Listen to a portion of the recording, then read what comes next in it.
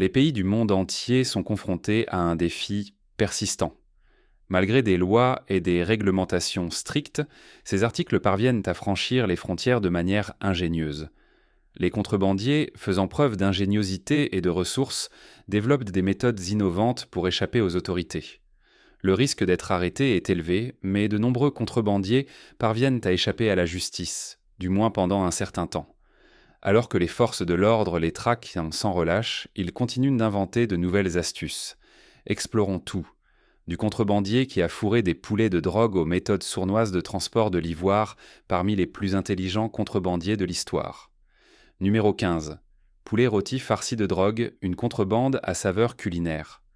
En 2013, une tentative de contrebande surprenante et ingénieuse a eu lieu à l'aéroport international de Katoka, au Ghana. Une femme ghanéenne est arrivée de Sao Paulo, au Brésil, avec un bagage en apparence tout à fait normal, mais son comportement a éveillé des soupçons. Sao Paulo, connu pour être un centre fréquent du trafic de drogue, a immédiatement attiré l'attention des agents des douanes. L'anxiété de la femme, combinée à son itinéraire de voyage, a conduit les autorités à inspecter plus minutieusement ses bagages. À première vue, son bagage semblait inoffensif, contenant ce qui ressemblait à un simple repas, 2 poulets rôtis. Mais en y regardant de plus près, les agents ont découvert un secret bien sombre. En découpant les poulets, ils ont trouvé qu'ils étaient en farcis, non pas d'herbe ou de farce, mais de cocaïne. Au total, environ 3 kg de cocaïne avaient été soigneusement dissimulés à l'intérieur de la volaille. La femme avait utilisé ces poulets comme couverture, les cuisant, les vidant, puis les remplissant à nouveau de drogue pour les faire passer pour un repas ordinaire. Cette méthode de contrebande peu conventionnelle visait à contourner les contrôles habituels en se fondant dans les objets du quotidien. Malgré l'ingéniosité de la contrebandière, les agents des douanes, formés à repérer les plus petites irrégularités, ont détecté le poids et la texture inhabituels des poulets. Leur expérience et leur connaissance des routes du trafic leur ont permis de déjouer la tentative. La femme a été arrêtée et la drogue saisie, empêchant une quantité importante de cocaïne d'atteindre sa destination. Cet incident a mis en évidence l'évolution constante des méthodes de contrebande et l'importance de la vigilance ainsi que de la technologie dans la lutte contre cette activité criminelle en perpétuelle mutation. Numéro 14. Ivoire caché dans du bois, faire passer des défenses d'éléphants dans des troncs. Le commerce illégal de l'ivoire, alimenté par la demande d'objets décoratifs et médicinaux, a poussé les contrebandiers à développer des techniques de plus en plus sophistiquées pour éviter la détection. L'un des cas les plus ingénieux s'est produit en 2015, lorsque les autorités singapouriennes ont intercepté une cargaison suspecte de bois en provenance d'Afrique. À première vue, il s'agissait d'un simple lot de grumes, mais un examen plus attentif a soulevé des doutes. Grâce à une technologie avancée de radiographie, les agents ont repéré des anomalies à l'intérieur de certains troncs, ce qui a motivé une inspection plus approfondie. Lorsqu'ils ont examiné physiquement les grumes, ils ont fait une découverte stupéfiante. Plusieurs troncs contenaient des défenses d'éléphants dissimulées. Au total, 3,7 tonnes d'ivoire, soit près de 1800 défenses, ont été découvertes. Cette saisie massive fut l'une des plus importantes de l'histoire et a révélé l'ampleur tragique du braconnage des éléphants. Cette découverte a mis en lumière la brutalité du trafic de faune sauvage et l'ingéniosité des contrebandiers pour dissimuler leur cargaison illégale. Le camouflage de l'ivoire à l'intérieur de troncs de bois illustre les mesures extrêmes prises par les trafiquants pour transporter leurs marchandises interdites.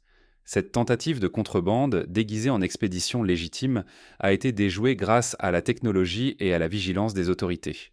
La technologie de radiographie utilisée a joué un rôle crucial dans la découverte de l'ivoire caché, mais c'est l'expertise et la surveillance des agents des douanes qui ont finalement empêché un crime majeur. Ce cas rappelle le combat permanent contre le trafic d'animaux sauvages et l'importance de la coopération internationale et de l'innovation technologique pour lutter contre ces activités criminelles. Numéro 13. L'astucieuse cachette du réservoir de carburant. La contrebande à la vue de tous. Les opérations de contrebande sont souvent marquées par leur ingéniosité et leur audace, les criminels cherchant sans cesse de nouveaux moyens pour déjouer les forces de l'ordre. Une tentative particulièrement ingénieuse s'est produite en 2011 près de la frontière entre les États-Unis et le Mexique. Lors d'un contrôle de routine, des agents de la patrouille frontalière américaine ont arrêté un pick-up pour un interrogatoire. À première vue, le véhicule semblait ordinaire, mais quelque chose clochait avec son réservoir de carburant. Il paraissait inhabituellement grand, éveillant les soupçons des agents expérimentés. En approfondissant leur inspection, ils ont découvert un compartiment secret dissimulé à l'intérieur du réservoir, soigneusement aménagé pour contenir des marchandises illicites. À l'intérieur de cette cachette, les agents ont trouvé 80 ballots de marijuana pesant environ 75 kg. Les drogues étomelanées étaient soigneusement emballées dans du plastique et du ruban adhésif pour les protéger des effets corrosifs de l'essence. Ce qui est généralement une pièce anodine d'un véhicule était ainsi transformé en une cache sophistiquée pour des substances interdites. Cette technique de contrebande illustre jusqu'où les criminels sont prêts à aller pour transporter des produits illégaux, transformant des objets du quotidien en cachettes ingénieuses. Malgré l'ingéniosité de cette tentative, le contrebandier a été arrêté grâce à la vigilance et à l'expertise des agents de la patrouille frontalière. Ce cas rappelle le combat constant entre les forces de l'ordre et les contrebandiers, ainsi que l'importance cruciale de l'expérience et de l'attention aux détails pour lutter contre le trafic de drogue transfrontalier. Il montre comment même les objets les plus ordinaires peuvent être détournés à des fins criminelles. Numéro 12. Des carottes factices remplies de tabac. Une contrebande surprenante. Les contrebandiers ne manquent jamais d'imagination, et l'un des exemples les plus frappants de cette créativité a eu lieu en 2013, lorsque les autorités moldaves ont fait une découverte stupéfiante à la frontière roumaine. Un camion transportant ce qui semblait être un chargement ordinaire de carottes a été inspecté par les douaniers. Cependant, quelque chose ne semblait pas normal. Le conducteur était nerveux et, étant donné que le camion venait d'une route connue pour le trafic de drogue, les autorités ont décidé d'examiner la cargaison de plus près. Après une inspection approfondie, les agents ont été stupéfaits de constater que de nombreuses carottes dans le camion n'étaient pas réelles.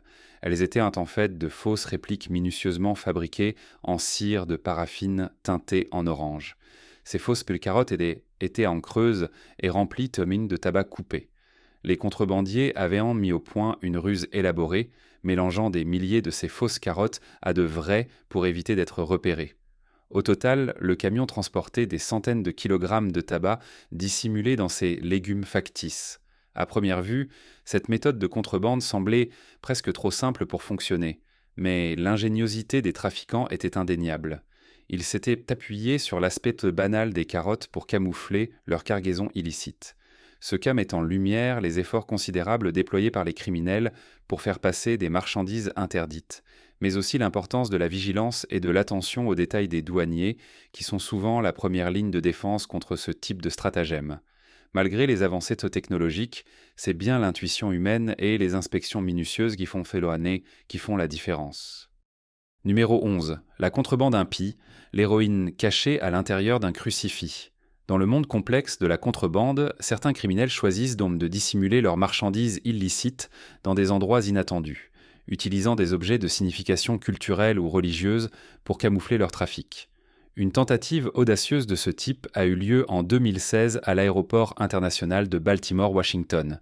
Les agents des douanes et de la protection des frontières des États-Unis ont intercepté un colis en provenance du Kenya, adressé à un lieu dans le New Jersey. Le colis contenait ce qui semblait être un crucifix en laiton anodin, un objet qui n'aurait normalement éveillé aucun soupçon. Cependant, l'instinct aiguisé des agents les a poussés à enquêter davantage. Le crucifix semblait anormalement lourd pour sa taille, ce qui a conduit à une radiographie. L'examen a révélé une anomalie à l'intérieur du crucifix, suggérant qu'il était creux. Avec des soupçons grandissants, les agents ont percé l'objet en laiton et ont découvert un compartiment caché. À l'intérieur, ils ont trouvé une poudre blanche qui s'est révélée être de l'héroïne, d'une valeur estimée à près de 50 000 $ sur le marché noir. Cette tentative de contrebande audacieuse a porté l'idée de dissimuler des substances illégales à un niveau choquant, exploitant un symbole religieux sacré pour échapper à la détection. L'affaire a mis en évidence le mépris flagrant du trafiquant pour la sainteté de l'objet, préférant exploiter son apparente innocence pour transporter de la drogue. L'interception réussie de ce colis souligne l'efficacité des mesures de sécurité douanière et le travail méticuleux des agents, constamment à l'affût de méthodes de contrebande non conventionnelles.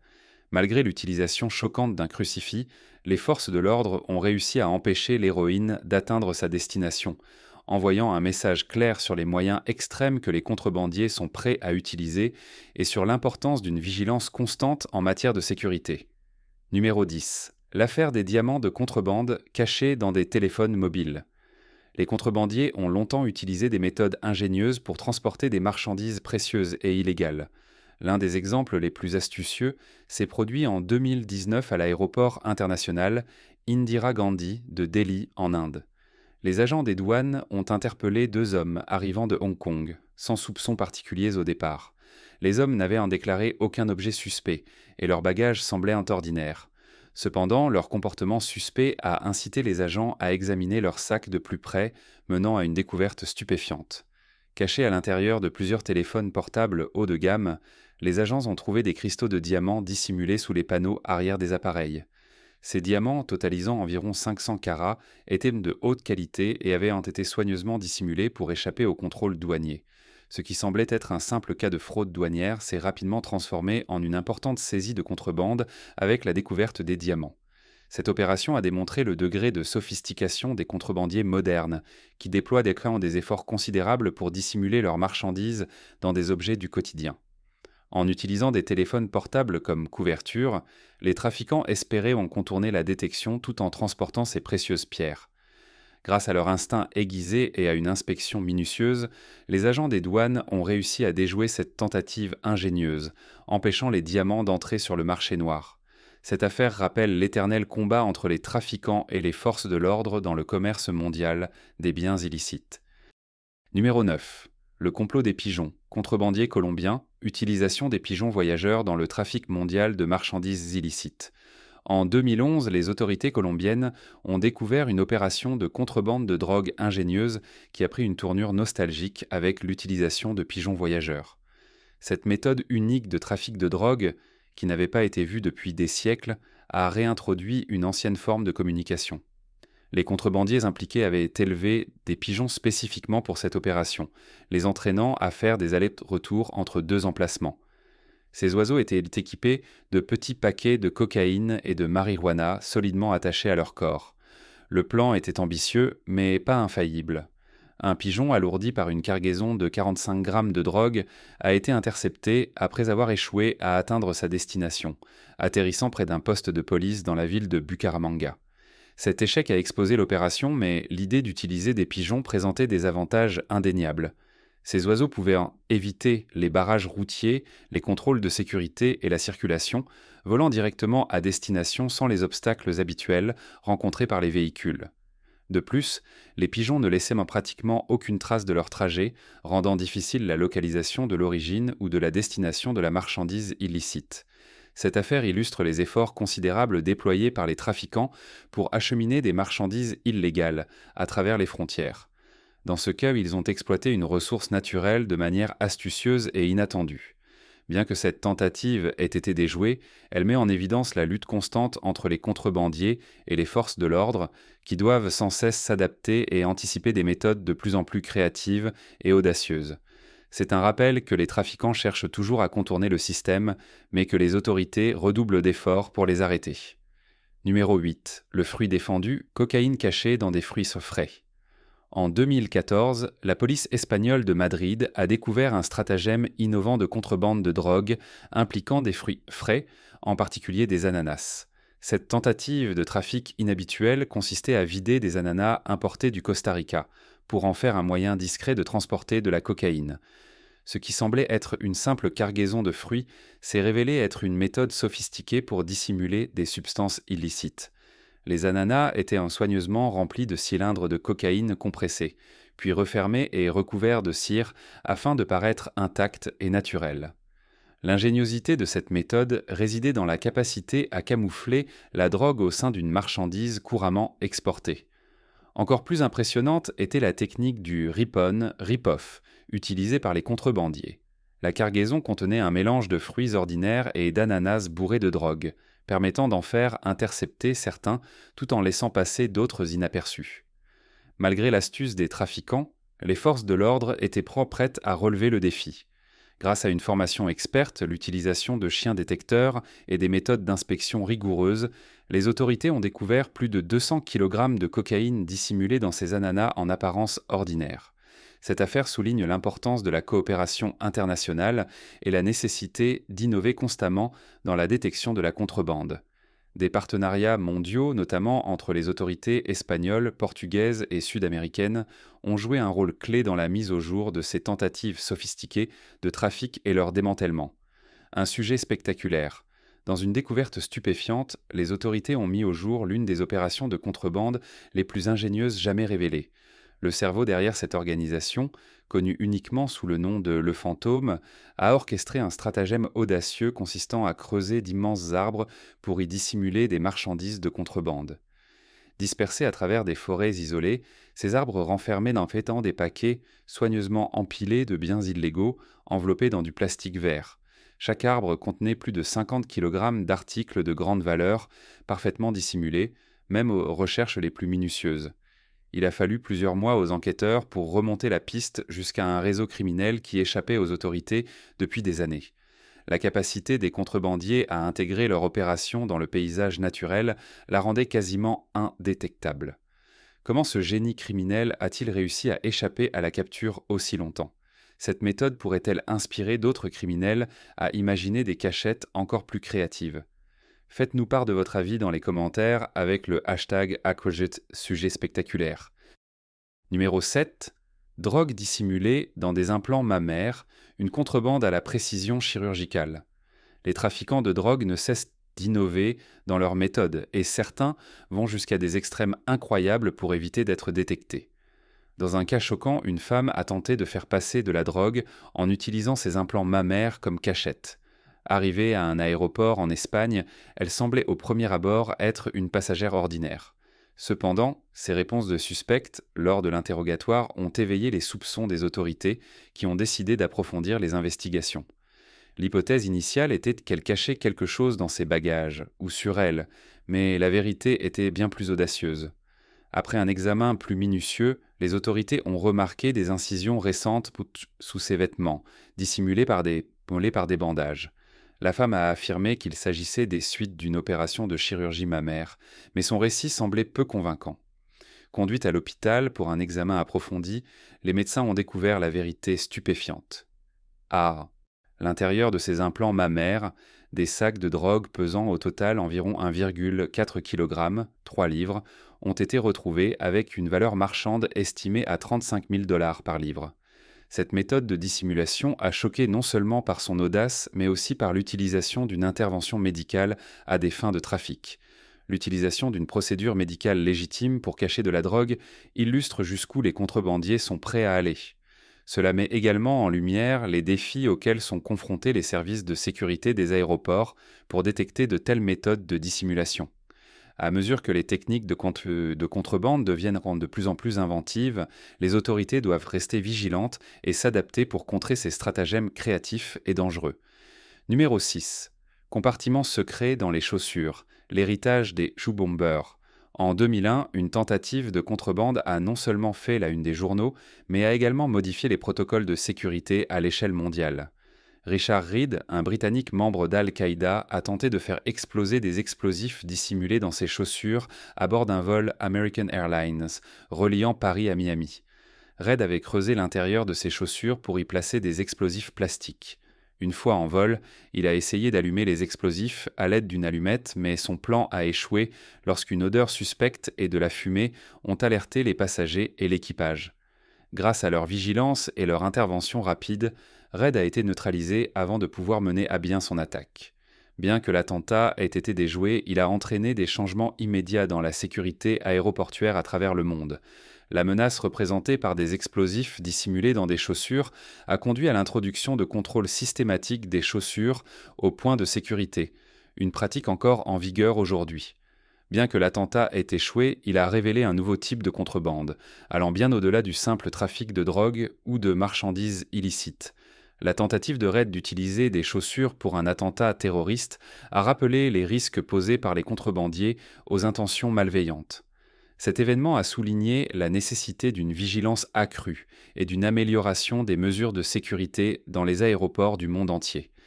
Il a également mis en évidence l'évolution constante des techniques de contrebande et les moyens imprévisibles utilisés pour cacher des objets dangereux. Cette tentative ratée a marqué un tournant dans les politiques de sécurité aérienne à l'échelle mondiale. Numéro 5. La grande affaire de l'ail, La contrebande par les épices. Quand on pense à la contrebande, on imagine souvent la drogue ou les armes. Pourtant, l'une des affaires les plus surprenantes de commerce illégal concerne un produit bien plus banal, l'ail. Cette affaire, connue sous le nom de la Grande Affaire de l'ail, s'est déroulée entre 2003 et 2007 et a été orchestrée par un homme d'affaires irlandais, Paul Begley. Son audacieux stratagème visait l'Union européenne et consistait à introduire clandestinement de grandes quantités d'ail chinois sur le marché en exploitant une faille fiscale. À cette époque, l'Union européenne imposait une taxe d'importation élevée de 9,6% sur l'ail chinois afin de protéger les producteurs locaux. Mais Begley a trouvé un moyen d'y échapper en déclarant l'ail comme étant des pommes, un fruit soumis à un taux d'imposition bien plus bas, seulement 1,2%. Il a ainsi habilement manipulé la réglementation douanière européenne, profitant de l'absence de technologies avancées capables de vérifier l'origine réelle des marchandises. En rebaptisant plus de 1000 tonnes d'ail en pommes, Begley a réussi à éviter des millions d'euros de taxes. Son opération était si efficace qu'il a pu économiser environ 1,4 million d'euros en impôts, tandis que l'UE a perdu environ 1,6 million d'euros en droits de douane. Toutefois, l'ampleur de ces importations a fini par éveiller les soupçons. Les douaniers ont remarqué un volume inhabituellement élevé d'importations de pommes, déclenchant une enquête approfondie. Le stratagème a été découvert lorsque les autorités ont analysé plus en détail les cargaisons. Finalement, Begley a été condamné à 6 ans de prison, bien que sa peine ait été réduite à 2 ans en appel. Ce qui semblait au départ être un simple produit alimentaire s'est transformé en une opération de contrebande à grande échelle, captivant l'attention du monde entier. Numéro 4. Camion chargé de munitions. Puissance de feu dissimulée dans un pick-up. À Brownsville, au Texas, une ville située à l'extrême sud des États-Unis, une unité spéciale d'enquête a été mise en place pour lutter contre le vol de voitures et la contrebande. Cette unité joue un rôle crucial dans l'examen des véhicules soupçonnés d'être impliqués dans des activités illégales, y compris la contrebande à la frontière entre les États-Unis et le Mexique. Un cas en particulier a attiré l'attention des enquêteurs lorsqu'ils ont inspecté un pick-up stationné dans un parking destiné à l'exportation vers le Mexique. À première vue, le véhicule semblait tout à fait ordinaire, mais les chiens de l'unité cynophile ont rapidement détecté quelque chose d'anormal. Leur entraînement les a conduits vers la benne du camion, où des incohérences subtiles ont éveillé les soupçons. Le haillon semblait soudé, et le revêtement de la benne paraissait étrangement neuf, avec des boulons qui ne correspondaient pratiquement pas au reste du véhicule. Ces irrégularités ont conduit à une inspection plus approfondie, révélant une découverte choquante. En retirant le revêtement de la benne, les agents ont trouvé des milliers de munitions en vrac, des chargeurs et plusieurs armes dissimulées sous le plancher du camion. La quantité de marchandises de contrebande était stupéfiante. Environ 8 cm d'épaisseur de la benne était un compteur rempli de munitions et d'armes, toutes soigneusement cachées sous des éléments de carrosserie apparemment anodins. Après avoir compté et trié les objets saisis, les agents ont pris conscience de l'ampleur de l'opération. Cependant, ils savaient que cette découverte ne représentait qu'une petite fraction des marchandises illicites transitant par des véhicules volés. Le travail acharné de l'unité d'enquête spéciale et de ses chiens policiers a mis en lumière les défis constants liés à la lutte contre ce type de contrebande. Cette affaire rappelle que les trafiquants ne reculent pas devant rien pour cacher leurs activités illégales, utilisant des véhicules volés et des méthodes ingénieuses pour éviter la détection. Les autorités, cependant, ne cessent de s'adapter, avec des agents vigilants qui travaillent sans relâche pour empêcher ces objets dangereux d'atteindre les rues. La saisie de ce camion chargé de munitions et d'armes à feu a été une prise capitale, mais il est clair que la lutte contre la contrebande reste un combat permanent. Numéro 3. L'art de la fausse monnaie, la contrebande avec une machine à compter. La contrefaçon est l'une des formes les plus dangereuses d'actions de contrebande, car elle menace directement la stabilité des économies.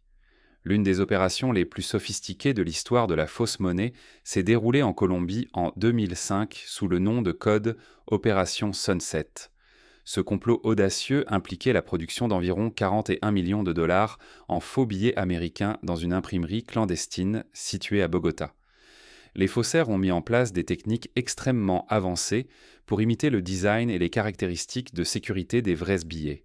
Ils utilisaient du papier similaire, des filigranes complexes, de l'encre à changement de couleur et même des fils de sécurité. La qualité des faux billets était si élevée qu'ils passaient pour les inspections de routine et trompaient même certaines machines de vérification des billets utilisées à l'époque. Mais l'opération ne se limitait pas à la fabrication de fausses monnaies. Les trafiquants avaient mis en place un vaste réseau de contrebande pour faire entrer ces billets aux États-Unis. Pour y parvenir, ils les dissimulaient de manière ingénieuse, cachant les liasses dans des couvertures de magazines, des peintures murales et même dans les semelles de chaussures. Grâce à ces subterfuges, ils parvenaient à contourner les contrôles habituels. Toutefois, l'ampleur de l'opération a fini par éveiller les soupçons. Les autorités ont reçu un tuyau déclenchant une enquête conjointe entre les forces de l'ordre américaines et colombiennes. Cette collaboration a abouti à la saisie de 6,1 millions de dollars en fausse monnaie à Bogota ainsi que 1,2 million de dollars en Floride. Cette saisie fut la plus importante de faux billets destinés aux États-Unis, mettant en lumière la menace massive que représente ce type de contrebande. Au final, l'enquête a conduit à l'arrestation de 38 personnes, dont les cerveaux de l'opération. Le démantèlement de l'imprimerie clandestine de Bogota a marqué une grande victoire pour les forces de l'ordre. Même si ce complot a été déjoué, cette affaire a démontré que les faussaires trouvent toujours de nouvelles méthodes pour infiltrer le système financier. À la suite de cet événement, les États-Unis et d'autres pays ont renforcé leurs efforts pour rendre leurs billets plus difficiles à reproduire, en introduisant de nouvelles fonctionnalités de sécurité. Cette affaire rappelle l'importance de l'innovation constante, tant dans l'application de la loi que dans la conception des billets, afin de garder une longueur d'avance sur les faussaires. Numéro 2. La grande aventure du sous-marin narcotique, contrebande sous-marine. En 2019, une opération de trafic de drogue défiant les méthodes conventionnelles a captivé l'attention des forces de l'ordre et du public. Cette opération, surnommée la grande aventure du sous-marin narcotique, s'est déroulée au large des côtes de la Colombie, un pays depuis longtemps au cœur du commerce mondial de la drogue. En juillet de cette année-là, des officiers de la garde côtière américaine ont intercepté un narco-sous-marin semi-submersible transportant une énorme cargaison de cocaïne, plus de 7 700 kilos, d'une valeur estimée à environ 232 millions de dollars. Ce qui rendait cette opération particulièrement audacieuse, c'était le sous-marin lui-même. Conçu pour la discrétion et l'efficacité, il pouvait parcourir de longues distances tout en restant immergé à 90%, le rendant presque invisible au radar. Ces sous-marins sont généralement construits dans les jungles colombiennes, utilisant de la fibre de verre sur une ossature en bois pour réduire leur signature radar. Ils sont conçus pour à peine émerger à la surface, ce qui les rend difficiles à repérer depuis les airs ou en mer. Des équipages de 3 à 5 hommes les opèrent dans des conditions périlleuses, sous la menace constante d'être détectés ou de subir une panne. Construire ces sous-marins est une tâche ardue. Il faut environ 3 mois et jusqu'à 1 million de dollars pour en fabriquer un seul. Cependant, étant donné les profits colossaux en jeu, ce coût est souvent rapidement amorti une fois la cargaison livrée à destination. Les contrebandiers prennent des risques énormes, depuis le processus de construction dangereux jusqu'au voyage périlleux en haute mer. Malgré une poursuite à grande vitesse par les forces américaines, ce sous-marin a été intercepté, mettant en lumière à la fois l'ingéniosité et l'audace des trafiquants. Cette capture a été un succès, mais en réalité, de nombreux autres sous-marins de ce type passent inaperçus, posant un défi constant et en constante évolution pour les autorités.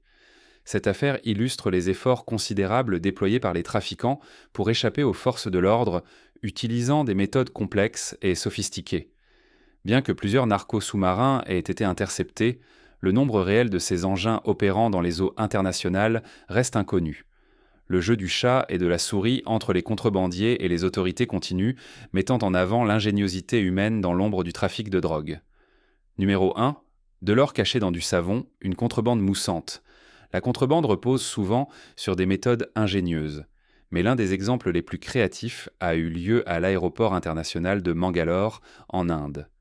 Dans cette affaire, les douaniers ont découvert une tentative inhabituelle de contrebande d'or, non pas cachée dans des conteneurs classiques, mais dissimulée dans des bouteilles de sirop au chocolat et à l'intérieur de barres de savon.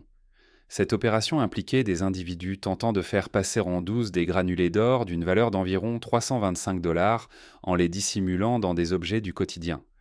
Le contrebandier, arrivé sur un vol Air India Express en provenance de Dubaï, a été intercepté après que les douaniers ont trouvé son bagage suspect.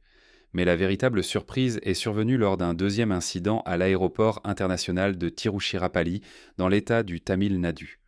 Là, les douaniers ont découvert une quantité d'or stupéfiante d'une valeur de plus de 50 000 dollars cachée dans des barres de savon. Les contrebandiers avaient recreusé l'intérieur du savon pour y créer de petits compartiments et y avaient dissimulé l'or, soigneusement enveloppé dans du plastique noir. Une fois remplis, les savons étaient refermés et remis dans leur emballage d'origine, leur donnant une apparence totalement anodine. Malgré tous les efforts des contrebandiers, les autorités étaient en plus que prêtes à relever le défi. Leur sens du détail leur a permis d'arrêter les responsables et de confisquer l'or. Cette affaire démontre jusqu'où les trafiquants sont prêts à aller pour dissimuler des objets de valeur. En les cachant dans des objets du quotidien, ils espèrent échapper au contrôle et passer inaperçus. Bien que leur méthode ait été ingénieuse, elle n'a pas résisté à l'expertise des forces de l'ordre, qui continuent à lutter contre la contrebande avec vigilance et ingéniosité. Cette affaire rappelle que la lutte contre la contrebande est un combat permanent, où les criminels utilisent à la fois des tactiques ordinaires et extraordinaires pour contourner le système. Selon vous, lequel de ces contrebandiers était le plus malin? Faites-le nous savoir dans les commentaires. À la prochaine.